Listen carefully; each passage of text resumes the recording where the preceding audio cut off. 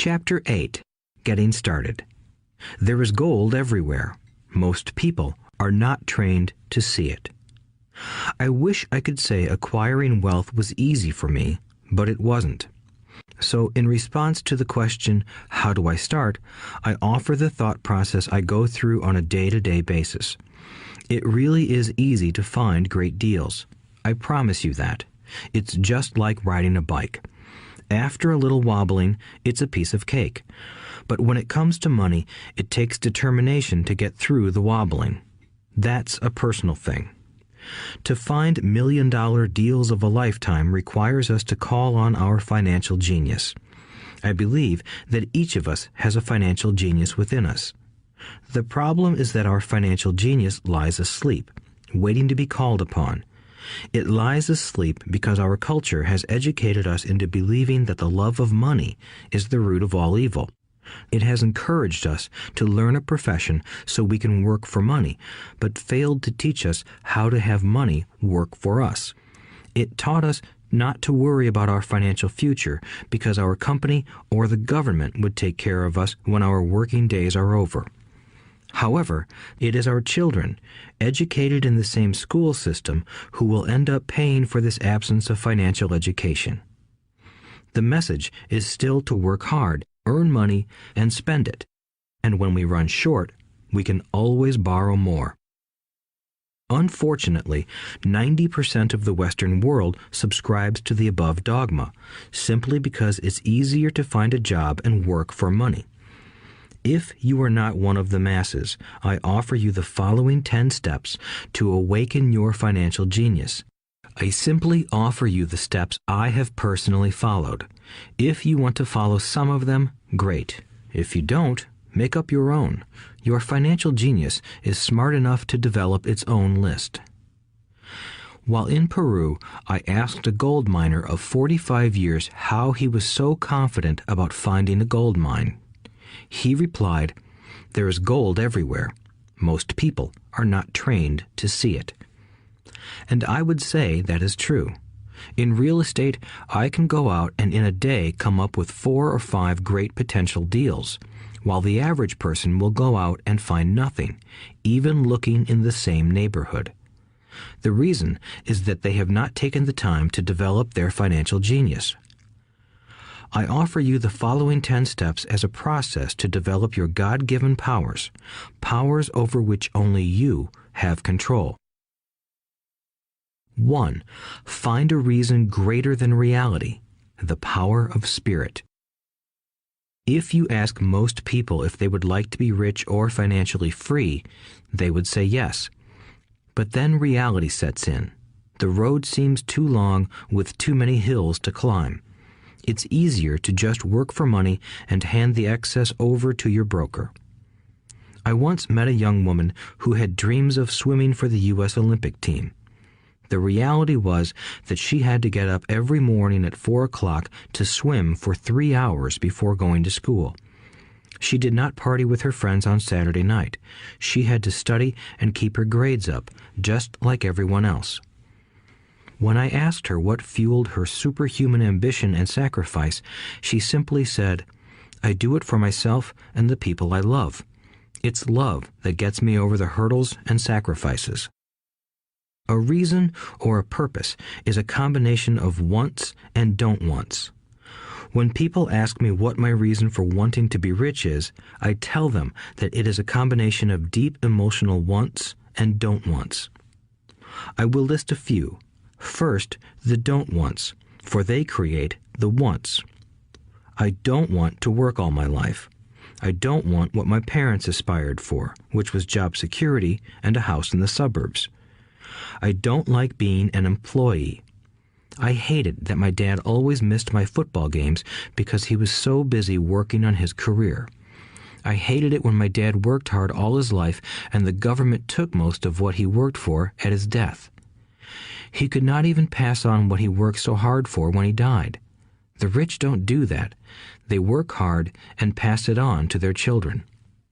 Now, the wants. I want to be free to travel the world and live in the lifestyle I love. I want to be young when I do this. I want to simply be free. I want control over my time and my life. I want money to work for me. Those are my deep-seated emotional reasons. What are yours? If they are not strong enough, then the reality of the road ahead may be greater than your reasons.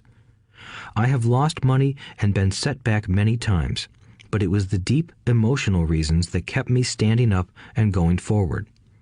I wanted to be free by age 40, but it took me until I was 47, with many learning experiences along the way. As I said, I wish I could say it was easy. It wasn't, but it wasn't that hard either. I've learned that without a strong reason or purpose, anything in life is hard. If you do not have a strong reason, there is no sense listening further. It will sound like too much work. 2. Make daily choices. The power of choice. Choice is the main reason people want to live in a free country. We want the power to choose. Financially, with every dollar we get in our hands, we hold the power to choose our future, to be rich, poor, or middle class. Our spending habits reflect who we are. Poor people simply have poor spending habits. The benefit I had as a boy was that I loved playing Monopoly constantly. Nobody told me Monopoly was only for kids, so I just kept playing the game as an adult. I also had a rich dad who pointed out to me the difference between an asset and a liability. So a long time ago, as a little boy, I chose to be rich, and I knew that all I had to do was learn to acquire assets, real assets. My best friend, Mike, had an asset column handed to him, but he still had to choose to learn to keep it. Many rich families lose their assets in the next generation simply because there was no one trained to be a good steward over their assets. Most people choose not to be rich. For 90% of the population, being rich is too much of a hassle. So they invent sayings that go, "I'm not interested in money. I'll never be rich. I don't have to worry. I'm still young. When I make some money, then I'll think about my future. My husband or wife handles the finances." The problem with those statements is that they rob the person who chooses to think such thoughts of two things. One is time, which is your most precious asset. The second is learning. Having no money should not be an excuse to not learn, but that is a choice we all make daily. The choice of what we do with our time, our money, and what we put in our heads. That is the power of choice. All of us have choice. I just choose to be rich, and I make that choice every day. Invest first in education. In reality, the only real asset you have is your mind, the most powerful tool we have dominion over. Each of us has the choice of what we put in our brain once we're old enough. You can watch TV, read golf magazines, or go to ceramics class or a class on financial planning. You choose. Most people simply buy investments rather than first investing in learning about investing. A friend of mine recently had her apartment burglarized. The thieves took her electronics and left all the books. And we all have that same choice. 90% of the population buys TV sets, and only about 10% buy business books. So what do? I go to seminars. I like it when they are at least 2 days long because I like to immerse myself in a subject. In 1973, I was watching this guy on TV who was advertising a 3-day seminar on how to buy real estate for nothing down. I spent $385, and that course has made me at least $2 million, if not more. But more importantly, it bought me life. I don't have to work for the rest of my life because of that one course. I go to at least 2 such courses every year. I love CDs and audiobooks. The reason? I can easily review what I just heard. I was listening to an investor say something I completely disagreed with. Instead of becoming arrogant and critical, I simply listened to that 5-minute stretch at least 20 times, maybe more. But suddenly, by keeping my mind open, I understood why he said what he said. It was like magic. I felt like I had a window into the mind of one of the greatest investors of our time. I gained tremendous insight into the vast resources of his education and experience. The net result? I still have the old way I used to think, and I now have a new way of looking at the same problem or situation. I have two ways to analyze a problem or trend, and that is priceless. Today, I often say, how would Donald Trump do this, or Warren Buffett, or George Soros? The only way I can access their vast mental power is to be humble enough to read or listen to what they have to say. Arrogant or critical people are often people with low self-esteem who are afraid of taking risks. That's because if you learn something new, you are then required to make mistakes in order to fully understand what you have learned. If you have listened this far, arrogance is not one of your problems. Arrogant people rarely read or listen to experts. Why should they? They are the center of the universe. There are so many intelligent people who argue or defend when a new idea clashes with the way they think. In this case, their so-called intelligence combined with arrogance equals ignorance. Each of us knows people who are highly educated or believe they are smart, but their balance sheet paints a different picture. A truly intelligent person welcomes new ideas, for new ideas can add to the synergy of other accumulated ideas. Listening is more important than talking. If that were not true, God would not have given us 2 ears and only 1 mouth. Too many people think with their mouth instead of listening in order to absorb new ideas and possibilities. They argue instead of asking questions. I take a long view on my wealth. I do not subscribe to the get-rich-quick mentality most lottery players or casino gamblers have. I may go in and out of stocks, but I am long on education. If you want to fly an airplane, I advise taking lessons first. I am always shocked at people who buy stocks or real estate but never invest in their greatest asset, their mind. Just because you bought a house or two does not make you an expert at real estate. 3. Choose friends carefully. The power of association. First of all, I do not choose my friends by their financial statements. I have friends who have actually taken a vow of poverty, as well as friends who earn millions every year. The point is that I learn from all of them. Now, I will admit that there are people I have actually sought out because they had money. But I was not after their money.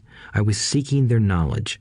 In some cases, these people who had money have become dear friends. I've noticed that my friends with money talk about money. They don't do it to brag, they're interested in the subject. So I learn from them, and they learn from me. My friends who are in dire financial straits do not like talking about money, business, or investing. They often think it rude or unintellectual. So I also learn from my friends who struggle financially. I find out what not to do. I have several friends who have generated over $1 billion in their short lifetimes. The 3 of them report the same phenomenon. Their friends who have no money have never come to them to ask them how they did it, but they do come asking for one of 2 things, or both, a loan or a job.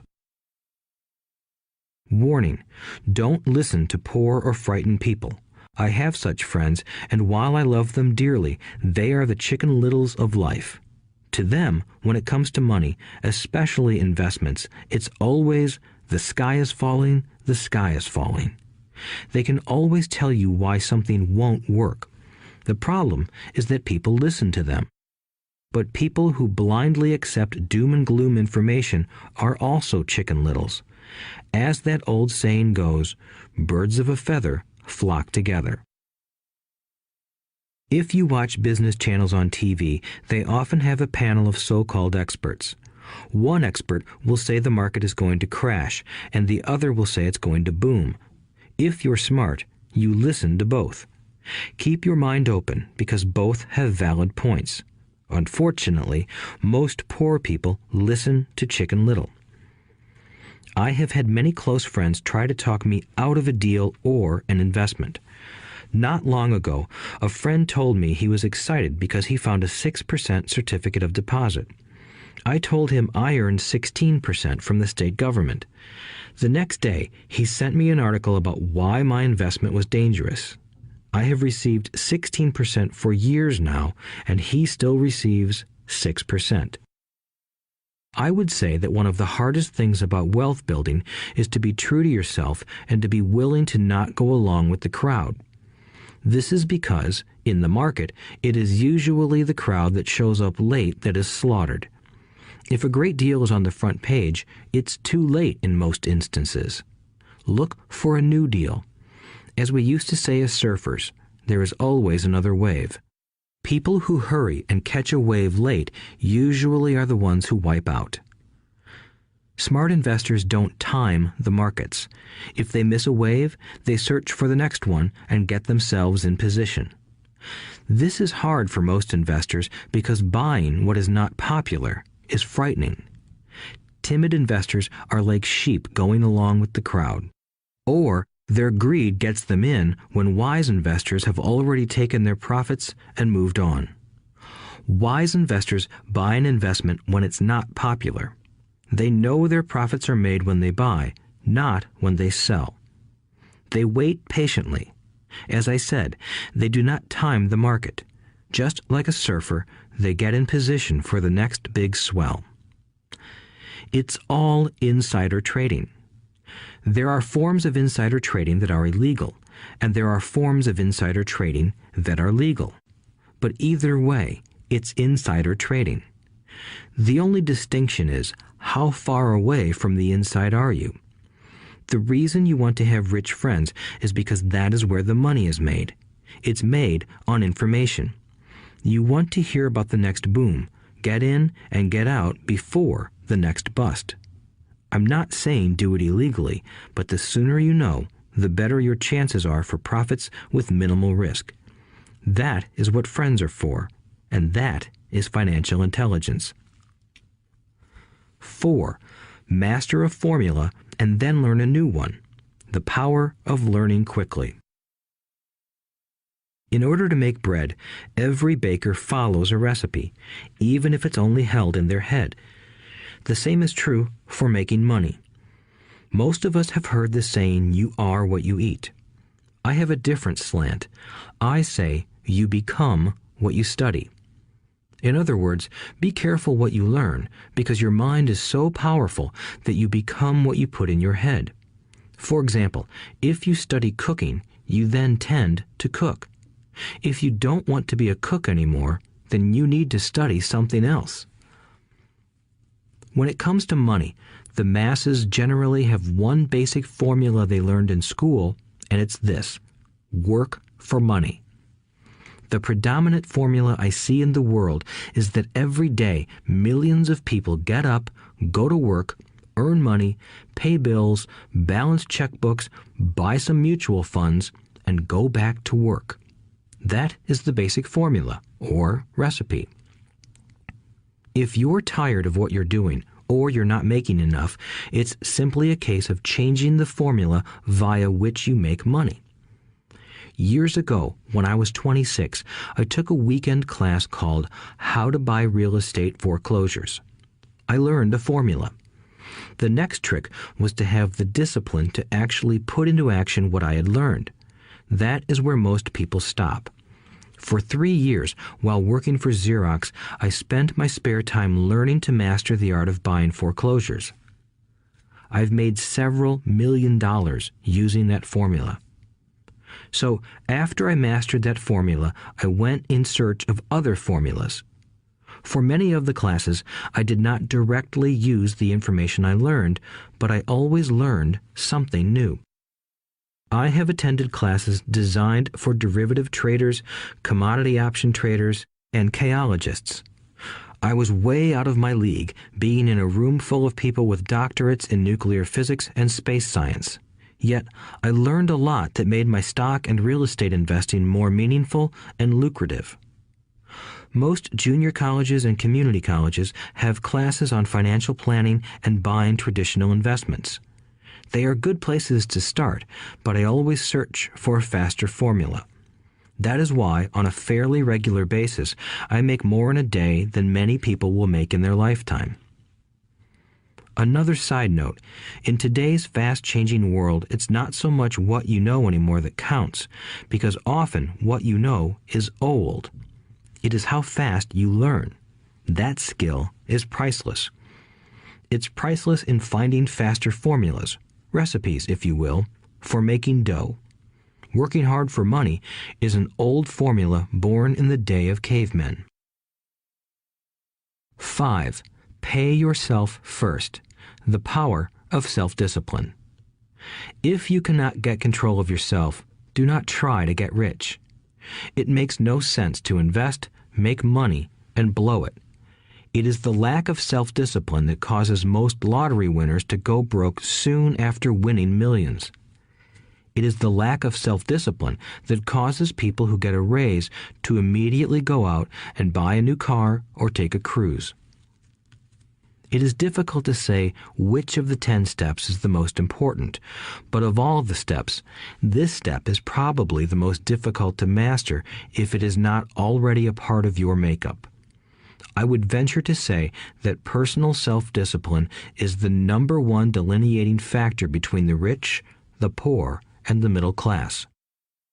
Simply put, people who have low self-esteem and low tolerance for financial pressure can never be rich. As I have said, a lesson learned from my rich dad was that the world will push you around. The world pushes people around, not because other people are bullies, but because the individual lacks internal control and discipline. People who lack internal fortitude often become victims of those who have self-discipline.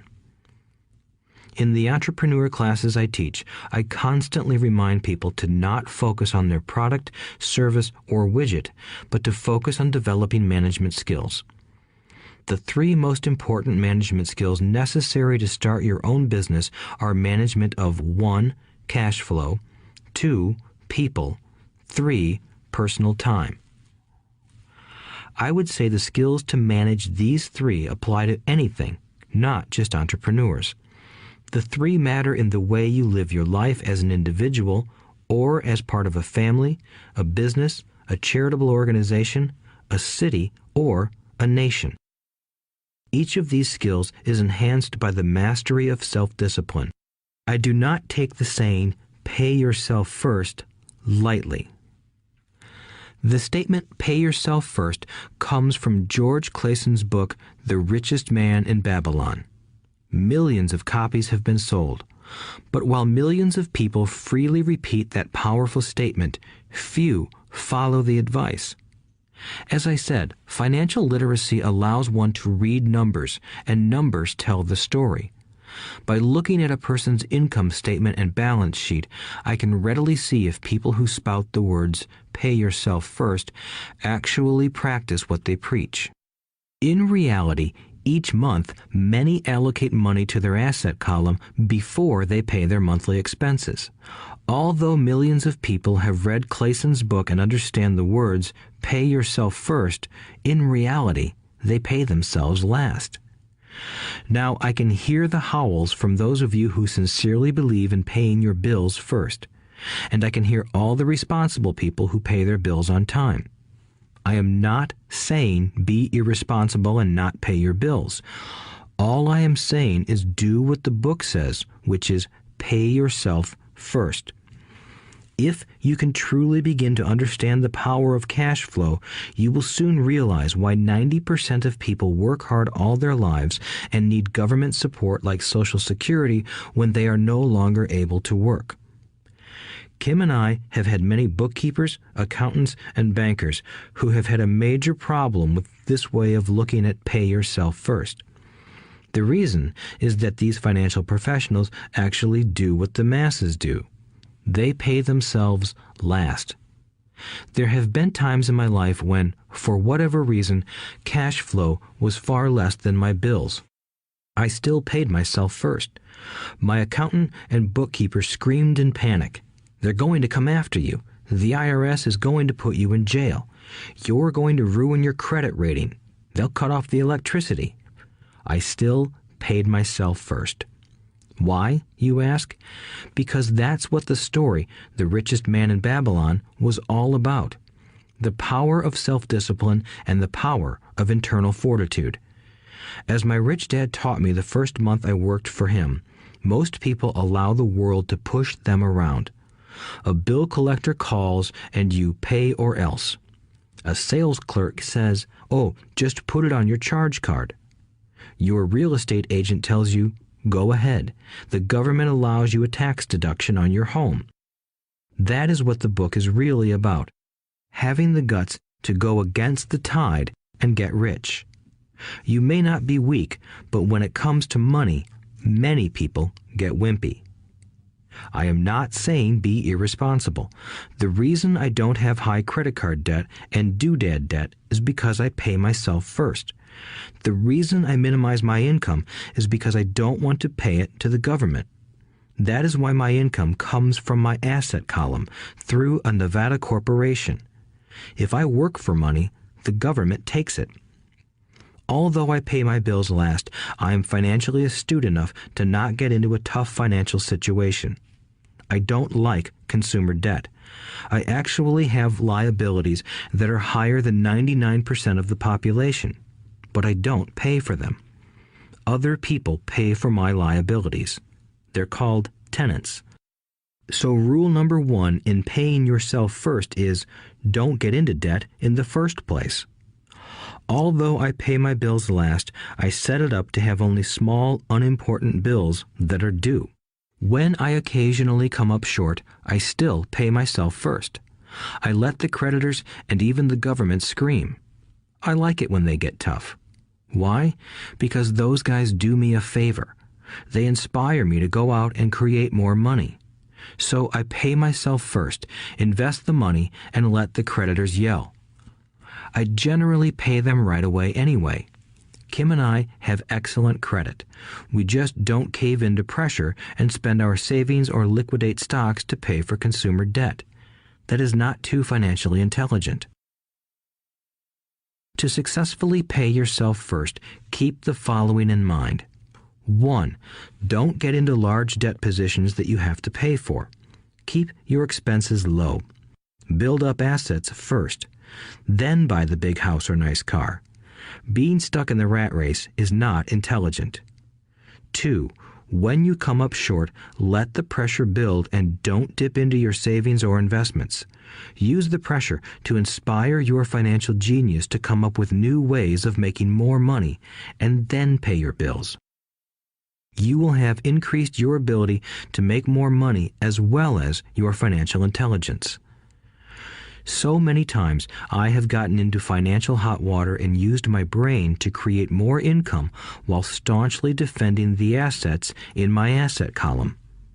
My bookkeeper has screamed and dived for cover, but I was like a good soldier defending the fort. Fort assets. Poor people have poor habits. A common bad habit is innocently called dipping into savings. The rich know that savings are only used to create more money, not to pay bills. I know that sounds tough, but as I said, if you're not tough inside, the world will always push you around anyway. If you do not like financial pressure, then find a formula that works for you. A good one is to cut expenses, put your money in the bank, pay more than your fair share of income tax, buy safe mutual funds, and take the vow of the average. But this violates the pay yourself first rule. This rule does not encourage self-sacrifice or financial abstinence. It doesn't mean pay yourself first and starve. Life was meant to be enjoyed. If you call on your financial genius, you can have all the goodies of life, get rich, and pay bills. And that is financial intelligence. 6. Pay your brokers well. The power of good advice. Sometimes I see people posting a sign in front of their house that says, "For sale by owner." Or I see people on TV claiming to be discount brokers. My rich dad taught me to take the opposite approach. He believed in paying professionals well, and I have adopted that policy also. Today, I have expensive attorneys, accountants, real estate brokers, and stockbrokers. Why? Because if, and I do mean if, the people are professionals, their services should make you money. And the more money they make, the more money I make.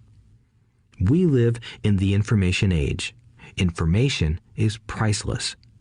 A good broker should provide you with information as well as take the time to educate you. I have several brokers who do that for me. Some taught me when I had little or no money, and I am still with them today.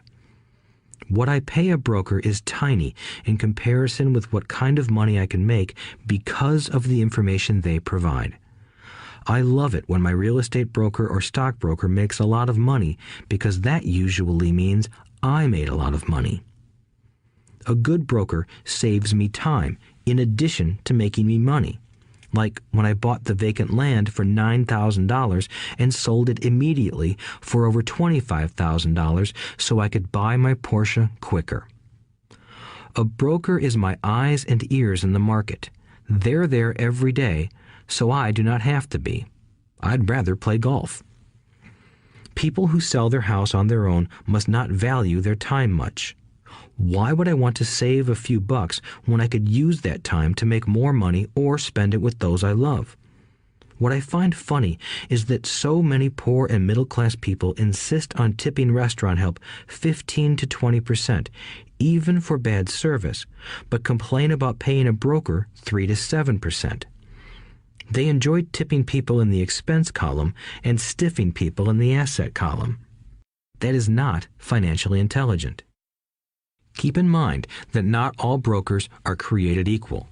Unfortunately, most brokers are only salespeople. They sell, but they themselves own little or no real estate.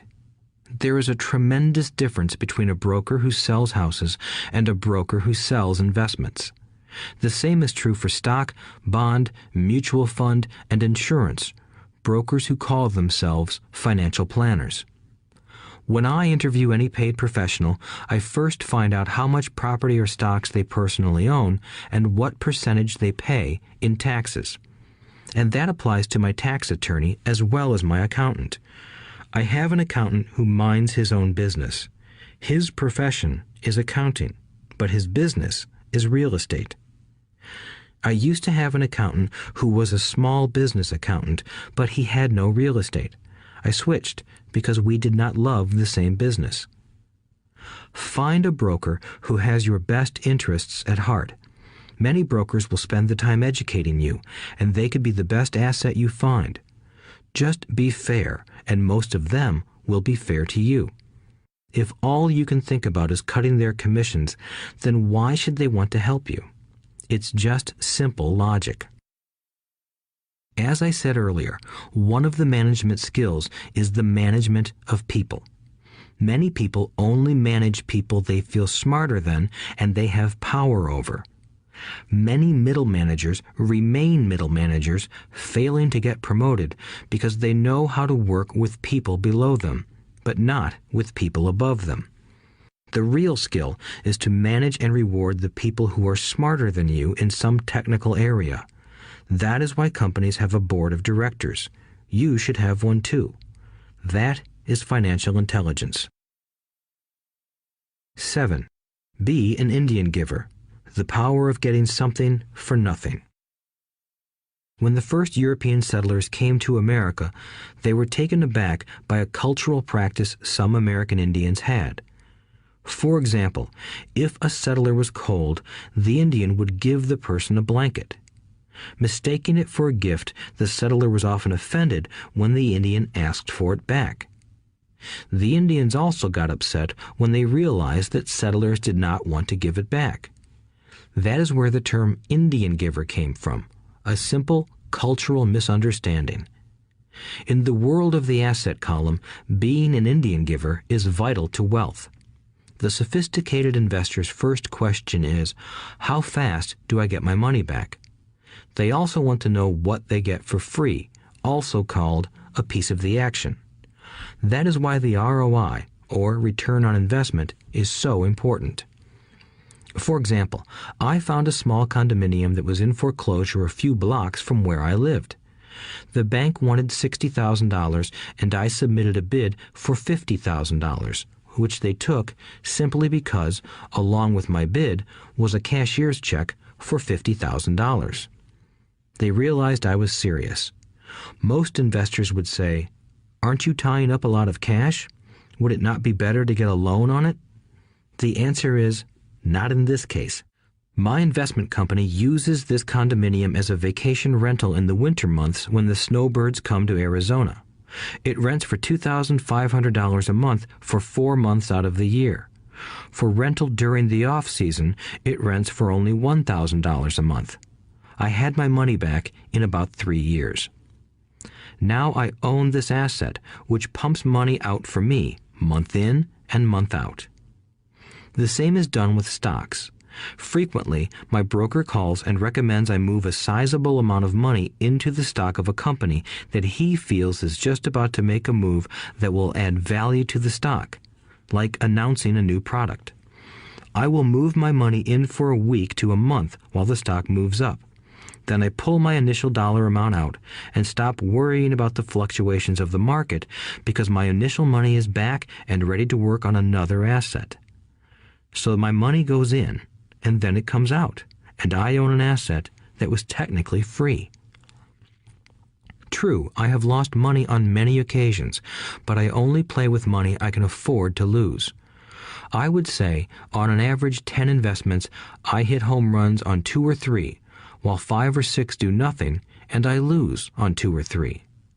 But I limit my losses to only the money I have in at that time. People who hate risk put their money in the bank. In the long run, safe savings are better than no savings. But it takes a long time to get your money back, and, in most instances, you don't get anything for free with it. On every one of my investments, there must be an upside, something for free, like a condominium, a mini storage, a piece of free land, a house, stock shares, or an office building. And there must be limited risk, or a low-risk idea. There are books devoted entirely to this subject, so I will not talk about it here. Ray Kroc, of McDonald's fame, sold hamburger franchises, not because he loved hamburgers, but because he wanted the real estate under the franchise for free. So wise investors must look at more than ROI. They look at the assets they get for free once they get their money back. That is financial intelligence. 8. Use assets to buy luxuries. The power of focus. A friend's child has been developing a nasty habit of burning a hole in his pocket. Just 16, he wanted his own car. The excuse? All his friends' parents gave their kids cars. The child wanted to go into his savings and use it for a down payment. That was when his father called me and then came to see me. "Do you think I should let him do it, or should I just buy him a car?" I answered, "It might relieve the pressure in the short term, but what have you taught him in the long term? Can you use this desire to own a car and inspire your son to learn something?" Suddenly, the lights went on and he hurried home. 2 months later, I ran into my friend again. "Does your son have his new car?" I asked. "No, he doesn't, but I gave him $3,000 for the car. I told him to use my money instead of his college money." "Well, that's generous of you," I said. "Not really. The money came with a hitch." "So what was the hitch?" I asked. "Well, first we played your cash flow game. We then had a long discussion about the wise use of money. After that, I gave him a subscription to the Wall Street Journal and a few books on the stock market." "Then what?" I asked. "What was the catch?"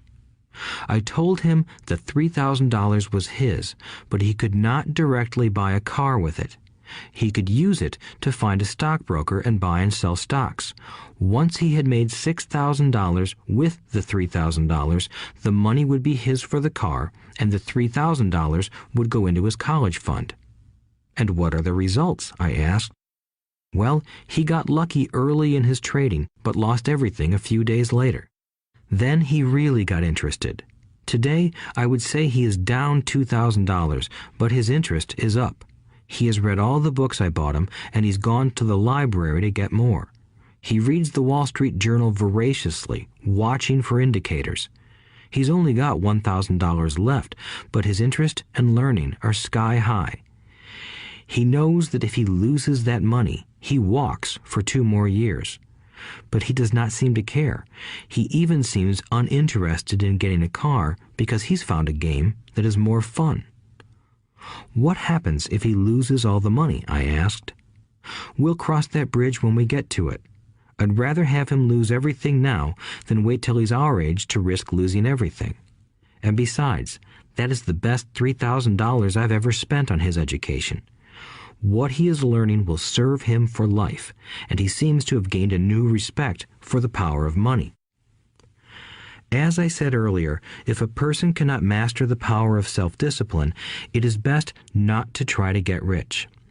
I say this because although the process of developing cash flow from an asset column is easy in theory, what's hard is the mental fortitude to direct money to the correct use. Due to external temptations, it is much easier in today's consumer world to simply blow money out the expense column. With weak mental fortitude, that money flows into the paths of least resistance. That is the cause of poverty and financial struggle. The following example illustrates the financial intelligence needed to direct money to make more money. If we give 100 people $10,000 at the start of the year, I believe that at the end of the year, 80 would have nothing left. In fact, many would have created greater debt by making a down payment on a new car, refrigerator, electronics, or a holiday. 16 would have increased that $10,000 by 5 to 10%. 4 would have increased it to $20,000 or into the millions. We go to school to learn a profession so we can work for money. It is my opinion that it's just as important to learn how to have money work for you. I love my luxuries as much as anyone else. The difference is I don't buy them on credit. It's the keep up with the Joneses trap. When I wanted to buy a Porsche, the easy road would have been to call my banker and get a loan. Instead of choosing to focus in the liability column, I chose to focus in the asset column. As a habit, I use my desire to consume to inspire and motivate my financial genius to invest. Too often today, we focus on borrowing money to get the things we want instead of focusing on creating money. One is easier in the short term, but harder in the long term. It's a bad habit that we as individuals and as a nation have gotten into. Remember, the easy road often becomes hard, and the hard road often becomes easy. The earlier you can train yourself and those you love to be masters of money, the better. Money is a powerful force. Unfortunately, people use the power of money against themselves. If your financial intelligence is low, money will run all over you. It will be smarter than you. If money is smarter than you, you will work for it all your life. To be the master of money, you need to be smarter than it. Then money will do as it is told. It will obey you. Instead of being a slave to it, you will be the master of it. That is financial intelligence. 9.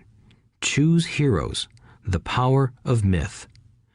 When I was a kid, I greatly admired Willie Mays, Hank Aaron, and Yogi Berra.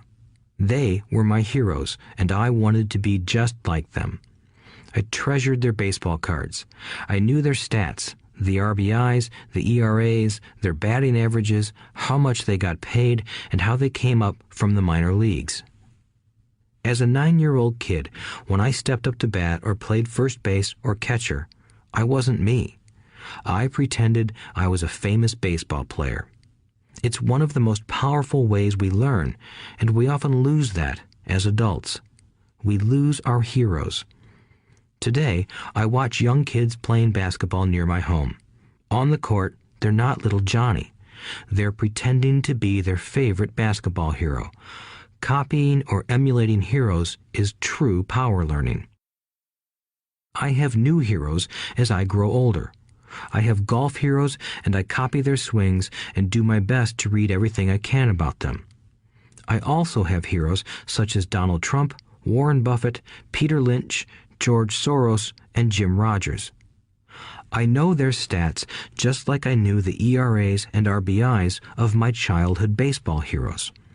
I follow what Warren Buffett invests in, and I read anything I can about his point of view on the market and how he chooses stocks. And I read about Donald Trump, trying to find out how he negotiates and puts deals together. Just as I was not me when I was up to bat, when I'm in the market or I'm negotiating a deal, I am subconsciously acting with the bravado of Trump. Or, when analyzing a trend, I look at it as though Warren Buffett were doing it. By having heroes, we tap into a tremendous source of raw genius. But heroes do more than simply inspire us. Heroes make things look easy. Making it look easy convinces us to want to be just like them. If they can do it, so can I. When it comes to investing, too many people make it sound hard. Instead, find heroes who make it look easy. 10. Teach and you shall receive. The power of giving. Both of my dads were teachers. My rich dad taught me a lesson I have carried all my life, the necessity of being charitable or giving. My educated dad gave a lot of his time and knowledge, but almost never gave away money. He usually said that he would give when he had some extra money, but of course, there was rarely any extra. My rich dad gave money as well as education. He believed firmly in tithing. If you want something, you first need to give, he would always say. When he was short of money, he gave money to his church or to his favorite charity. If I could leave one single idea with you, it is that idea. Whenever you feel short or in need of something, give what you want first, and it will come back in buckets. That is true for money, a smile, love, or friendship. I know it is often the last thing a person may want to do, but it has always worked for me. I trust that the principle of reciprocity is true, and I give what I want. I want money, so I give money, and it comes back in multiples. I want sales, so I help someone else sell something, and sales come to me. I want contacts, and I help someone else get contacts. Like magic, contacts come to me. I heard a saying years ago that went, God does not need to receive, but humans need to give. My rich dad would often say, poor people are more greedy than rich people. He would explain that if a person was rich, that person was providing something that other people wanted. In my life, whenever I have felt needy or short of money or short of help, I simply went out or found in my heart what I wanted and decided to give it first. And when I gave, it always came back. It reminds me of the story of the guy sitting with firewood in his arms on a cold, freezing night.